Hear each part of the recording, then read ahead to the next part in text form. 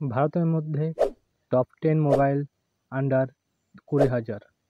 1 2,000 years later. Vivo V26 Pro 5G, Moto G64 5G,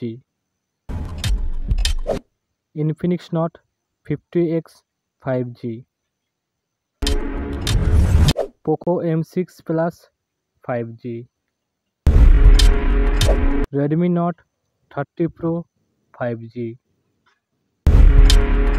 Vivo T4X 5G,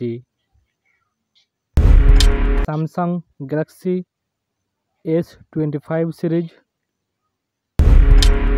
Poco M7 Pro 5G, OnePlus 30 series, Vivo X50 Pro smartphone. সব ফোনগুলোর video আমরা নিচে দিয়ে রেখেছি, তোমরা চাইলে ভিডিওর সেখানে গিয়ে ফুল ভিডিও দেখে আসতে পারো এবং ফোনের রিভিউ দেওয়া আছে, চাইলে তোমরা ফোনের রিভিউকে দেখতে পারো। তো ভিডিওর নিচে অ্যাড করা থাকলেও তোমরা চাইলে দেখে আসতে পারো। তো ভালো থাকো, সুস্থ থাকো, চলো দেখাচ্ছি নেক্সট ভিডিওতে।